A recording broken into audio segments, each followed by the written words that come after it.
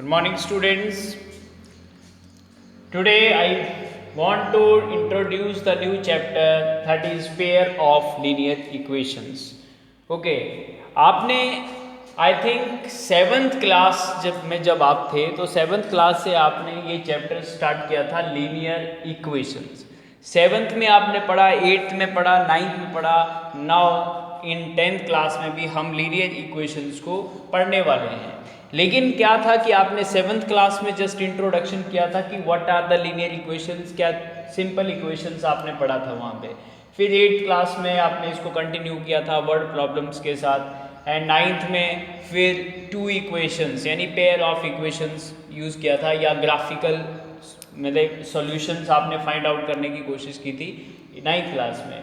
Now tenth class में आपको क्या करना है, कुछ एल्जेब्रिक सॉल्यूशंस यानी एल्जेब्रिक ऐसे मेथड्स आपको सीखने हैं जिससे पेयर ऑफ लीनियर इक्वेशंस को आप सॉल्व कर सकें। तो सबसे पहले मैं बात करता हूँ सिंपल इक्वेशन से, जो कि अभी लीनियर इक्वेशन से अभी फेमिलियर नहीं है जो स्टूडेंट्स, मैं उनको ध्यान में रखते हुए इस वीडियो को बना रहा हूँ। तो you can start with the initial step. Okay, तो लेट अस सी कि हमने ये बात की थी। देखो, लीनियर इक्वेशन जो चैप्टर है ये आपके जितने भी कॉम्पिटिटिव एग्जाम्स में आने वाले जितने भी हैं, यानी अलजेब्रा का एक ऐसा पार्ट है जो कि हर जगह इस्तेमाल होने वाला है। ठीक है, तो इसीलिए इसको बहुत अच्छे से आपको समझना चाहिए। और इसकी एप्लीकेशंस जो है वो मेनली क्या है, वर्ड प्रॉब्लम्स की फॉर्म्स में आपके पास क्वेश्चंस होते हैं और उन प्रॉब्लम्स को सॉर्ट आउट करना होता है, यानी इक्वेशंस आपको जनरेट करनी होती है। तो लेट अस सी कि how we can take the process of the linear equations, है ना। तो सबसे पहले हम बात करते हैं लीनियर इक्वेशंस की।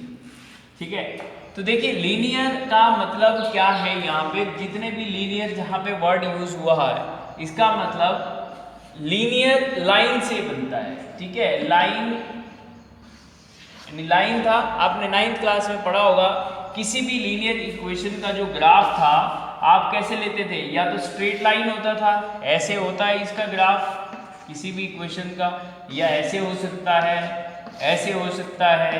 यानी लीनियर इक्वेशन जहां भी होगी तो उसका जो ग्राफ आप फाइंड आउट करोगे ना, तो ग्राफ हमेशा क्या होगा, एक लाइन होता है। ठीक है, तो इसीलिए इसको क्या बोलते हैं, लीनियर इक्वेशन बोलते हैं। क्लियर। अब हम देखते हैं कि लीनियर इक्वेशन, जैसे सिंपल इक्वेशन की बात करते हैं, हम पॉलिनोमियल लिखते हैं, जैसे 2x + 3 है। ठीक है, 2x + 3 क्या ये इक्वेशन है? नहीं। क्यों नहीं है इक्वेशन? देखिए, इक्वेशन होने के लिए इक्वल टू साइन होना बहुत जरूरी है, और सेकेंडली लेफ्ट हैंड साइड और राइट हैंड साइड भी होना चाहिए। देखिए, यहाँ पे कोई left hand side right hand side नहीं है, ये एक क्या है, लीनियर पॉलिनोमियल। ये क्या है, एक लीनियर पॉलिनोमियल है, ओनली पॉलिनोमियल। ठीक है, ये एक लीनियर पॉलिनोमियल है। ठीक है, लेकिन अगर मैं इसमें 2x + 3 = कुछ 7, 8 या 0 भी लिख दूं, ठीक है, तो यहां से एक चीज ऐसी मिलेगी अपने को, क्योंकि ये देखिए इक्वल टू यहां पे आ रहा है, इक्वल टू। तो इक्वल टू का साइन से हमें पता चलता है कि ये क्या है, इक्वेशन है। ठीक है, अब इक्वल टू के जो लेफ्ट में होगा वो तो क्या बन गया, LHS, और इक्वल टू के राइट में क्या बन गया, RHS। क्लियर। तो लीनियर इक्वेशन जब इक्वेशन तभी कहलाएगी जब आपके पास क्या होगा बेटा, इक्वल टू साइन जरूर होगा। इक्वेशन जब भी होती है उसमें क्या होगा, इक्वल टू जरूर यहाँ पे यूज किया होगा, इक्वेट किया होगा, मतलब ये चीज उस चीज के इक्वल है।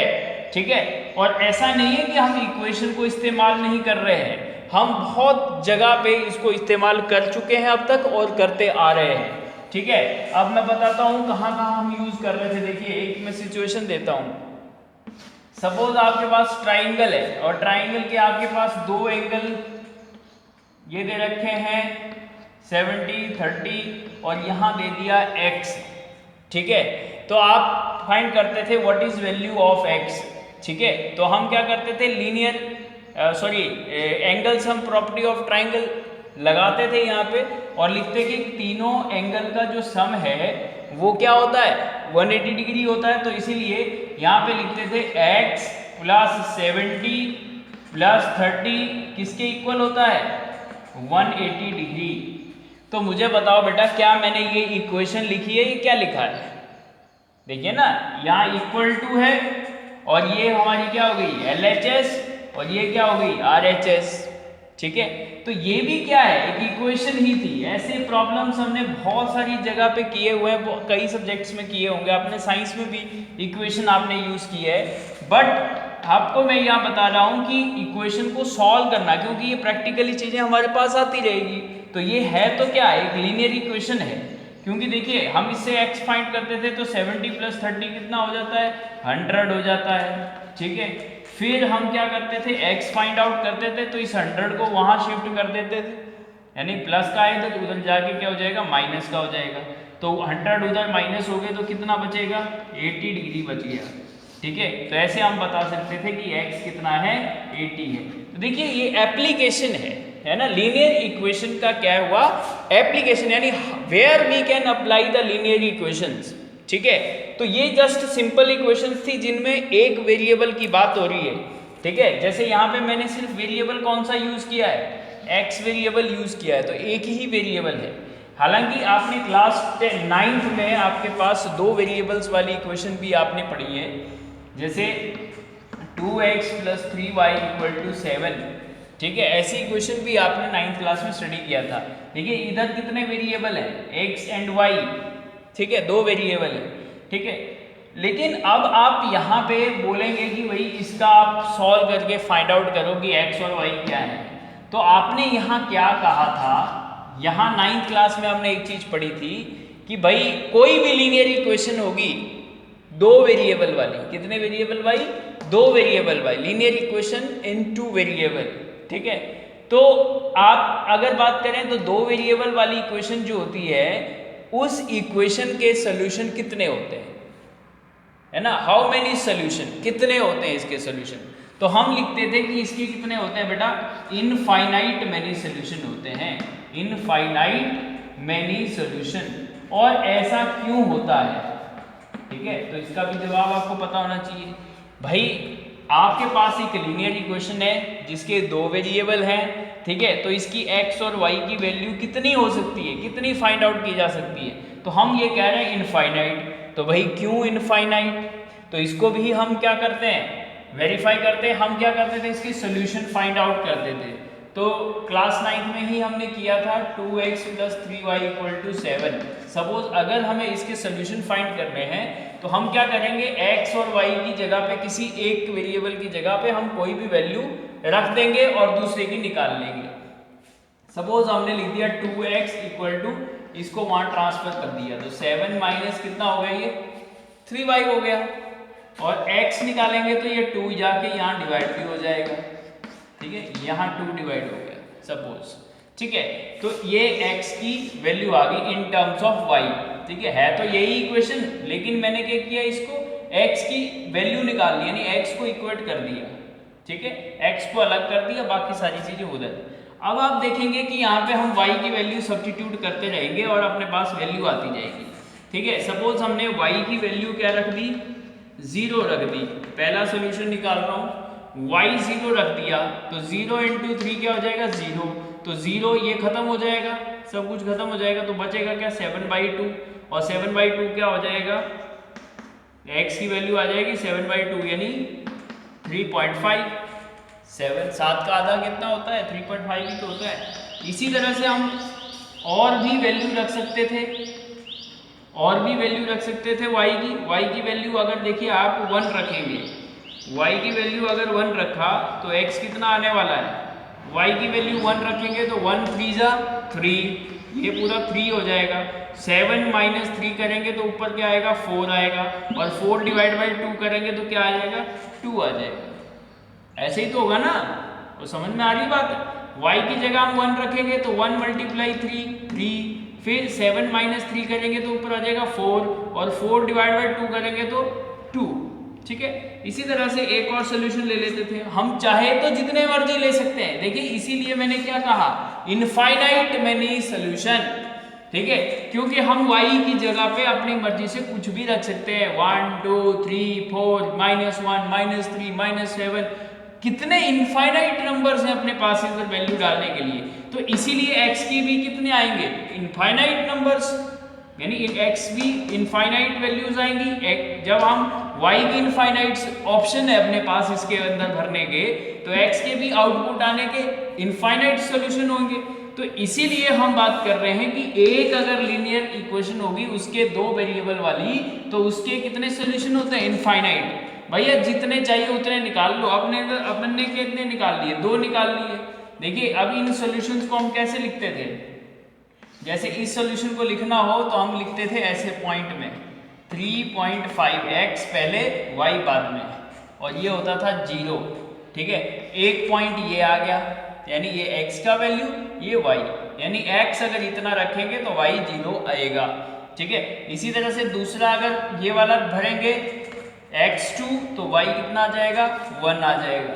तो ऐसे ही अगर हम 3 कुछ और डालते हैं यहाँ पे, ठीक है, जैसे यहाँ पे हम वैल्यू डाल देते हैं, अगर सपोज -1 डाल देते हैं, सपोज x -1, ठीक है, तो यहाँ -1 डालेंगे तो -1 × 3 -3 हो जाएगा, और माइनस माइनस प्लस हो जाएगा, तो 7 + 3 10, और 10 को जब 2 से डिवाइड करेंगे तो x कितना आएगा, 5 आ जाएगा।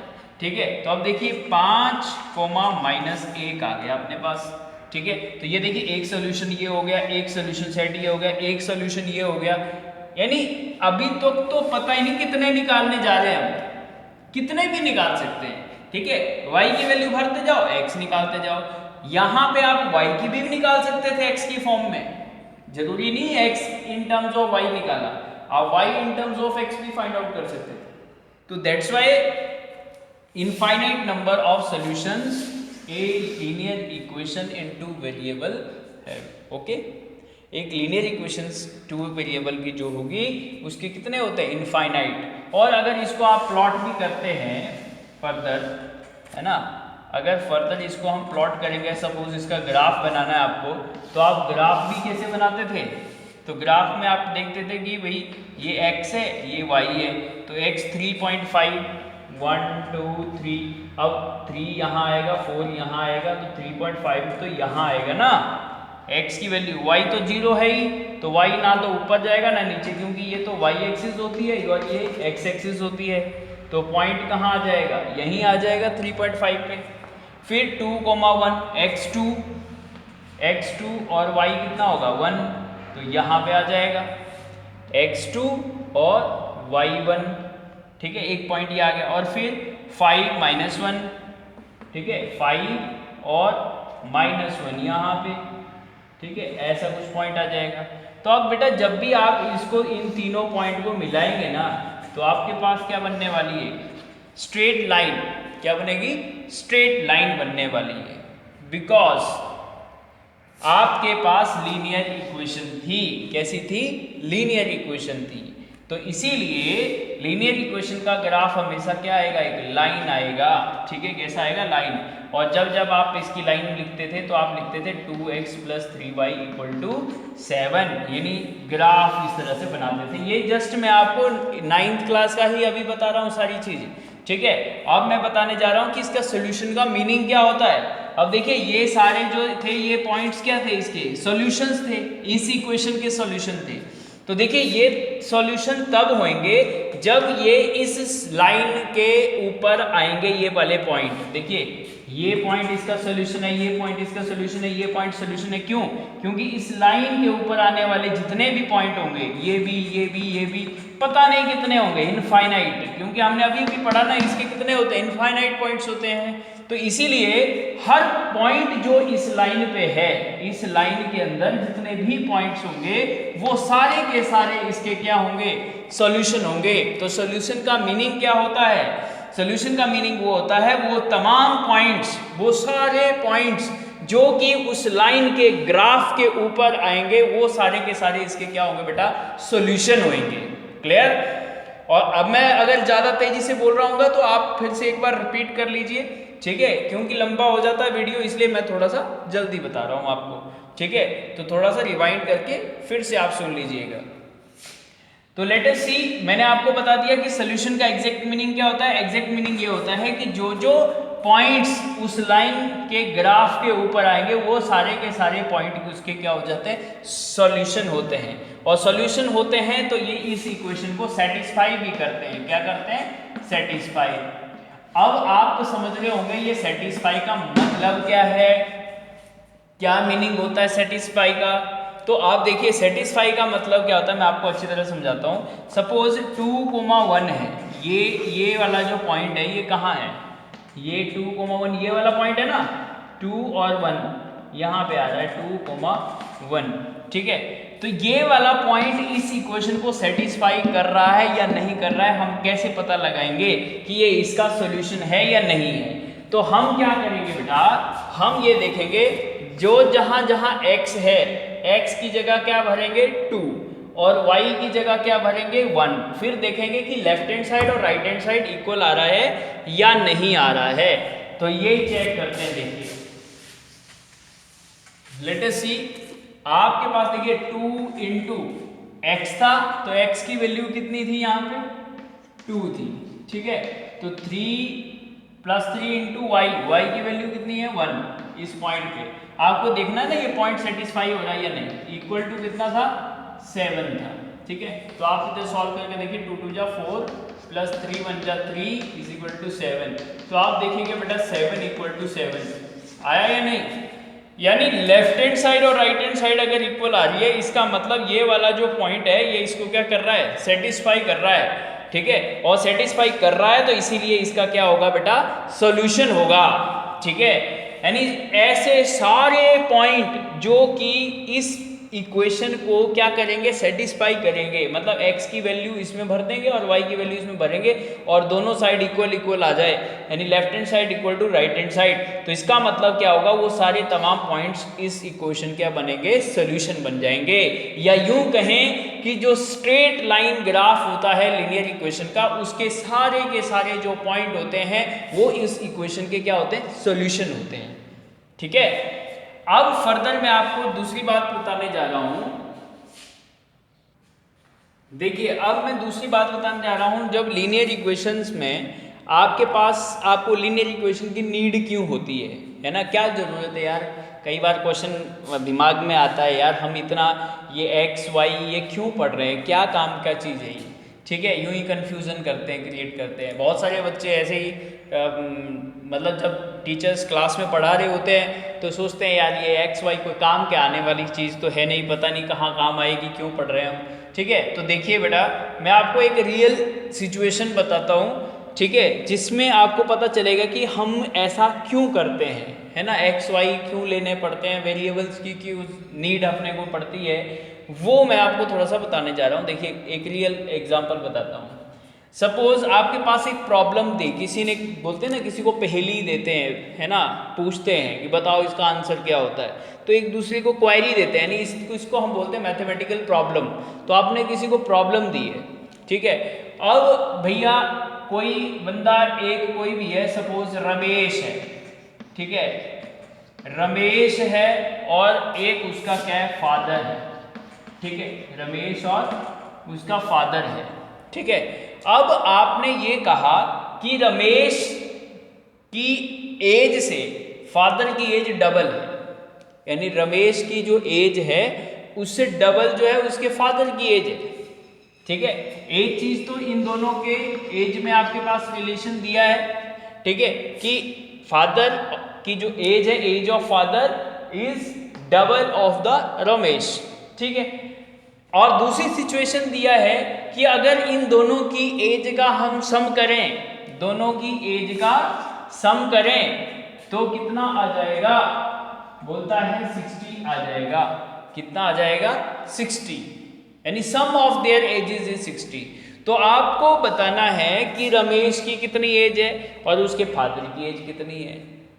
अब बताओ कैसे बताओगे, ठीक है। सुनो मैंने क्या पूछा, मैंने ये पूछा आपको क्या प्रोवाइडेड क्या है, आपको गिवन क्या दिया है, गिवन क्या बोला है, रमेश जैसे आप है, आपकी फादर की एज सपोज आपसे डबल है, ठीक है, तो डबल है, ये हमने ले लिया डबल तो है, ठीक है। और ये भी नहीं दिया कि रमेश की कितनी है और फादर की कितनी है, लेकिन ये कहा कि डबल है, ठीक है। अब डबल है तो इसका मतलब, और दूसरी सिचुएशन इसने की कि दोनों की एज का जो सम है, एज यानी दोनों की एज को हम जोड़ेंगे ना, ऐड करेंगे तो 60 आएगा, यानी 60 है टोटल एज इन दोनों की मिला के 60 है। तो how you can find the ages of the both father and Ramesh, कैसे निकालोगे आप? तो देखिए बेटा, ये इन सिचुएशंस में आपके पास यहाँ पे वेरिएबल की नीड होती है और लीनियर इक्वेशन का इस्तेमाल हम इसमें करेंगे। देखिए कैसे करते हैं। हम लेट कर लेंगे कि भाई रमेश की एज जो है वो कितनी है, एक्स है। कितनी है? एक्स।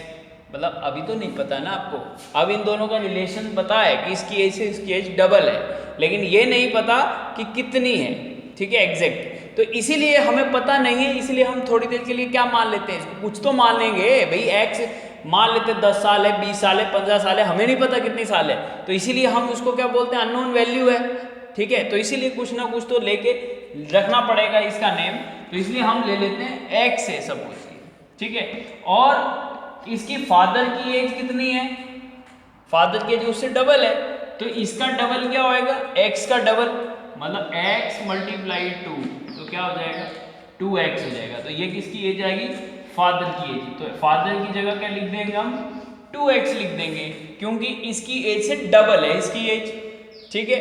और दोनों की एजेस का सम कितना था बेटा, 60 था या नहीं? अब देखिए इससे कैसे हम फाइंड कर लेंगे, ठीक है। x प्लस 2x, एक आलू प्लस 2 आलू कितने होते हैं, 3 आलू होते हैं, 3 हो जाएंगे। 3 क्या आलू ही रहेंगे, x है तो x ही रहेगा, ठीक है। यानी जैसे आप बोलते हैं ना, एक चौक प्लस 2 चौक, तो 3 चौक चौक ही रहेगा, नहीं डस्टर नहीं बनेगा, ठीक है। इसी तरह से ये हो गया 60।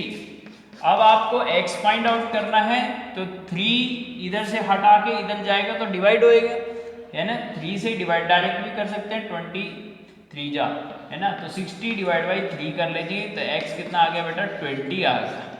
कितना आ गया, 20। अब x था क्या, x था क्या, रमेश की एज क्या थी, रमेश की एज, रमेश की एज जो थी वो कितनी आ गई बेटा, 20 ईयर्स, ठीक है। और देखिए फादर की कितनी थी, रमेश से डबल थी, तो ये 20 आ गया बेटा। तो 20 का डबल क्या हो जाएगा, कितना हो जाएगा, 40 ईयर्स।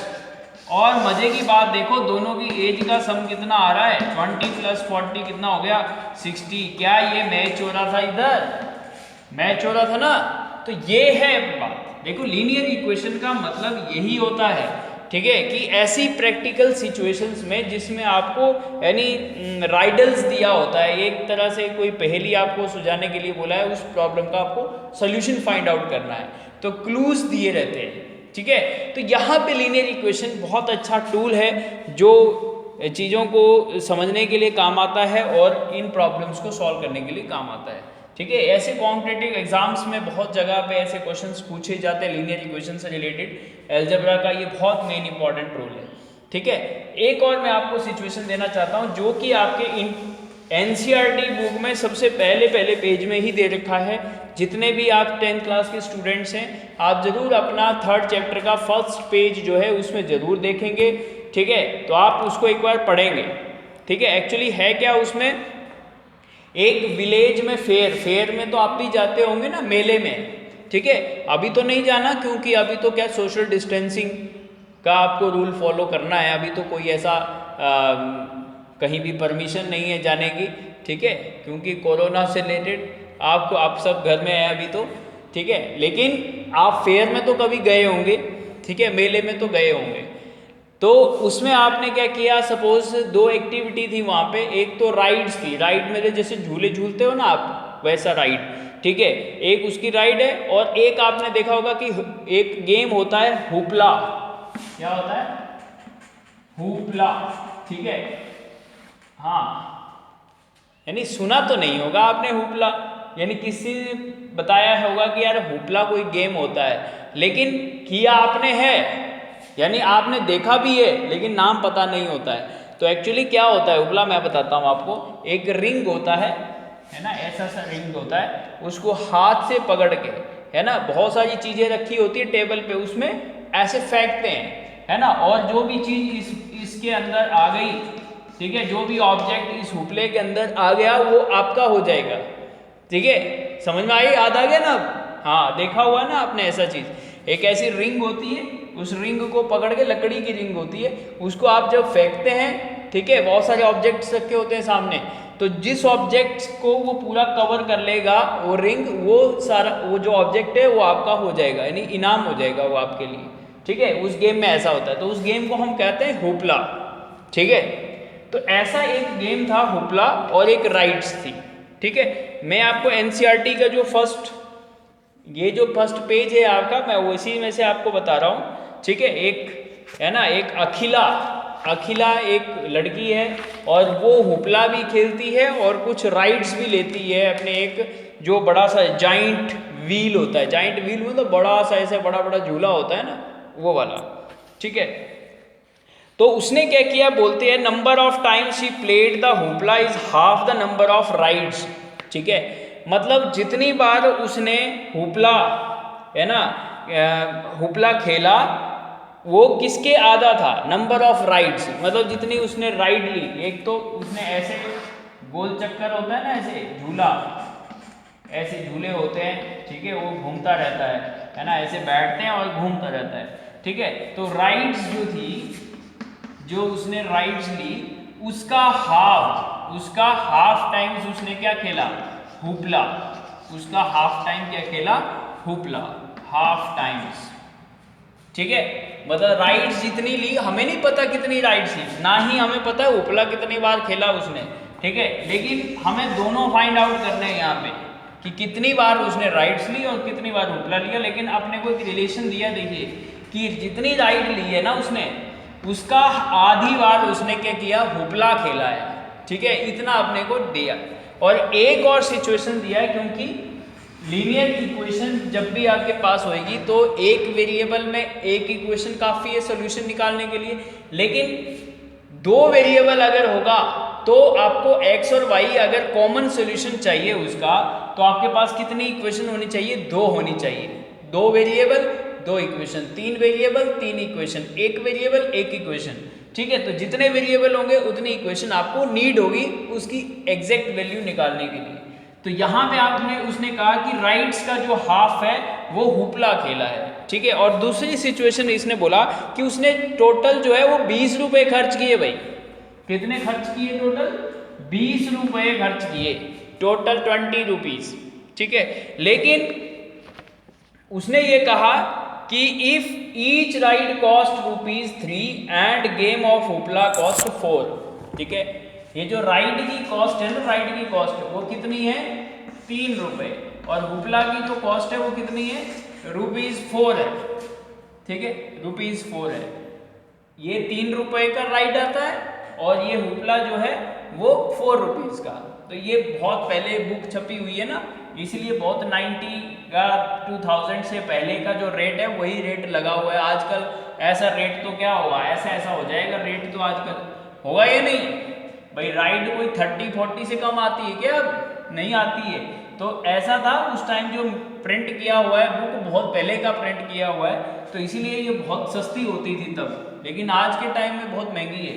ठीक है, लगभग 10 टाइम्स इंक्रीज हो गया है। तो देखिए राइड जो है वो 3 रुपीज़ का था, हुपला 4 रुपीज़ का था। लेकिन उसने ये कहा कि भैया दोनों में उसने टोटल जो दोनों खेला उसने, लेकिन दोनों में खर्च जो हुआ वो 20 रुपीज़ स्पेंड हुआ। तो अब आपको बताना है कि कितनी तो उसने राइड खेली और कितनी बार हुपला खेला। ठीक है, तो अब हम फिर से क्या मान लेंगे, इसको हम x मान लेंगे। ठीक है, और हुपला को क्या मान लेंगे, y मान लेंगे। सपोज भाई y मान लिया, 2 वेरिएबल वाला सिचुएशन देना है इसको तो। ठीक है, तो 2 वेरिएबल का सिचुएशन देना है तो ऐसे मान लेंगे। तो देखिए अब x जो है, राइड्स जो था, राइड्स का हाफ टाइम्स क्या था, हुपला था, राइड्स का हाफ टाइम। तो यहाँ देखिए y जो होगा, y यानी हुपला कितनी बार खेला उसने, x का हाफ, इसका हाफ ऑफ x हो जाएगा। ठीक है, एक तो ये चीज बन गई। और दूसरा उसने ये कहा कि एक राइड जो थी वो कितनी राइड थी, x राइड। अब एक राइड कितने की आती है, 3 रुपए की। तो x राइट कितनी आएगी 3 इंटू एक्स, बस जितनी बार आप जाओगे उतनी बार पैसे तो देने पड़ेंगे। बस x तो हमें पता नहीं कितनी बार खेला, अब जितनी बार भी खेला उतनी बार ही तो पेमेंट दिया होगा ना उसने, तो इन दोनों को मल्टीप्लाई करना पड़ेगा। एक बार का 3 रुपए, दूसरी बार का 3 और फिर तीसरी बार का 3 और, तो ये हो जाएगा 3 मल्टीप्लाई जितनी बार गया, तो 3x इसका हो गया। इसी तरह से 4y इसका हो जाएगा, ठीक है। लेकिन दोनों का जो खर्चा है, इसमें स्पेंड क्यों किया और इसमें स्पेंड किया, टोटल कितना स्पेंड किया उसने 20 रुपीज, ठीक है। तो हम यहाँ पे क्या लिखेंगे भैया 3x प्लस जो 4y है वो कितना होना चाहिए 20 होना चाहिए, क्योंकि ये जो मनी है वो उसने राइड्स पे खर्च किया और ये वाला मनी जो है वो हुपला पे खर्च किया। लेकिन दोनों का जो सम है, क्योंकि उसके पास 20 रुपीज उसने खर्च किए, तो इन दोनों का सम 20 आना चाहिए, ठीक है। और वैसे ये इक्वेशन, एक इक्वेशन ये हो गई और एक इक्वेशन ये हो गई, तो अपने पास कितनी इक्वेशन बन गई 2, और ये 2 वेरिएबल्स वाली सिचुएशन मैंने बना दिया। हालांकि इसको हम फाइंड आउट भी कर सकते थे, ठीक है। देखिए इधर इसको मैं क्रॉस मल्टीप्लाई करूं तो 2y इज इक्वल टू क्या हो जाएगा x हो जाएगा, होगा या नहीं, और x की वैल्यू 2y मैं यहाँ पे पुट कर दूं, x कितना है देखिए 2y है, तो इधर आ जाता, ठीक है, x की जगह पे 2y plus 4y is equal to 20, तो 3 2 जा कितना हो जाएगा 6y plus 4y is equal to 20, और 6 और 4 कितने हो जाते हैं 10y इज इक्वल टू 20, तो y कितना हो जाएगा 10 से ये चला गया तो 2 रह जाएगा, और y क्या था हुपला। हुपला कितनी बार खेला उसने 2 बार, यानी ये तो कितना आ गया 2 आ गया, तो 2 बार हुपला खेला ये पता चला गया, ठीक है। लेकिन राइट्स का हाफ था हुपला, तो इसका मतलब इससे डबल राइट्स लिया होगा, तो यानी इसका राइट कितनी ली इसने 4 राइट ली होगी, ठीक है। क्योंकि यहाँ पे x की अगर y की वैल्यू अपने पास 2 है तो 2 2 जा 4, x इक्वल टू 4 हो जाएगा, ठीक है।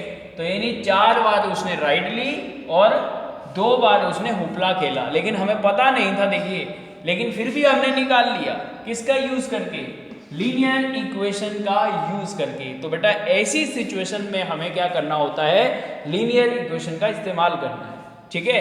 तो मैं आपको फिर से बता रहा हूं कि देखिए लीनियर इक्वेशन जब भी आपको सॉल्व करनी है ना, अब आपके पास जो इस बार जो चैप्टर का नेम है वो क्या है पेयर ऑफ लीनियर इक्वेशन। और क्यों है ये पेयर ऑफ लीनियर इक्वेशन, क्यों, क्योंकि यहाँ पे मैंने अभी बताया आपको कि 2 वेरिएबल वाली सिचुएशन आपको पढ़ना है, यहाँ पे स्टडी करना है, तो और 2 वेरिएबल की सिचुएशन के लिए 2 इक्वेशन नीड होना चाहिए उसका सॉल्यूशन करने के लिए, ठीक है। जैसे ax plus by plus c is equal to 0, ये तो एक इक्वेशन आपने लिख दी। दूसरी भी इसी तरह की होगी ax plus by plus c equal to 0, तो 2 इक्वेशन होगी, इसलिए इसको a1 a2 b1 b2 c1 c2 abc यहाँ पे क्या रियल नंबर्स हैं कोई भी, ठीक है। तो ऐसा एक पेयर ऑफ लीनियर इक्वेशन होता है, ये उसकी क्या होगी जनरल फॉर्म हो गई, ठीक है। General form of linear equation, pair of linear equation बात करते हैं, पेयर ऑफ लीनियर इक्वेशंस, ठीक है। तो यहाँ पे a1 b1 c1 क्या है coefficients of x y and constant terms corresponding, ये दूसरी इक्वेशन भी ऐसे ही होगी अपने पास, ठीक है।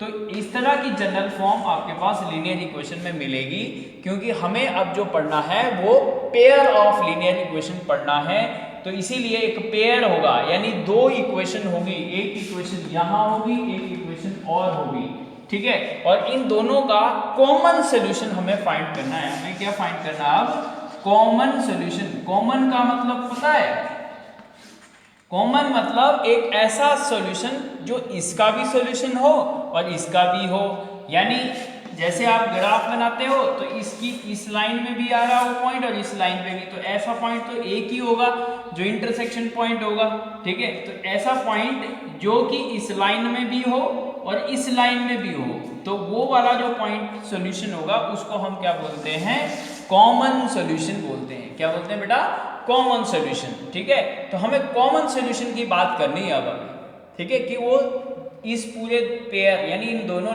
इक्वेशन का सॉल्यूशन हो, ये नहीं कि पहली का सोल्यूशन है और दूसरी का नहीं है, तो वो कॉमन नहीं होगा। वो पेयर ऑफ इक्वेशन का एक सिस्टम होता है, यानी इसको बोलते हैं system of pair of linear equation, ठीक है, सिस्टम ऑफ इक्वेशन या system of pair of linear equation. तो इसके जब हम सॉल्यूशन फाइंड आउट करेंगे तो वो कौन से सॉल्यूशन होंगे, कॉमन सॉल्यूशन की we are talking about the common solution, ठीक है, नॉट ओनली द मतलब individual solution of the particular equation. हम एक इक्वेशन की बात नहीं करेंगे यहाँ पे, हम यहाँ पे दोनों इक्वेशन की बात करेंगे, जो एक पूरा पेयर होगा उसके कॉमन सॉल्यूशन की ही बात करेंगे यहाँ पे, ठीक है। तो इस वीडियो में बस इतना ही है कि मैं जस्ट इंट्रोडक्शन आपको बताया।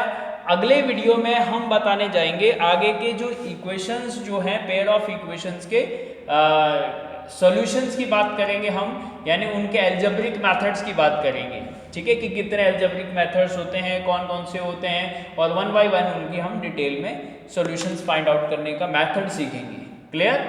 तो जस्ट आज मैं आपको सिर्फ इंट्रोडक्शन करा रहा था, तो इंट्रोडक्शन में आप इन चीज़ों को कंटेंट को रिवाइज कर लीजिए अच्छी तरह से। आगे बढ़ने से पहले ये बहुत ज़रूरी है कि आपको 9th तक का इंट्रोडक्शन जो है लीनियर इक्वेशन का वो आना चाहिए। Okay, thank you for watching this video, we will meet in the next video.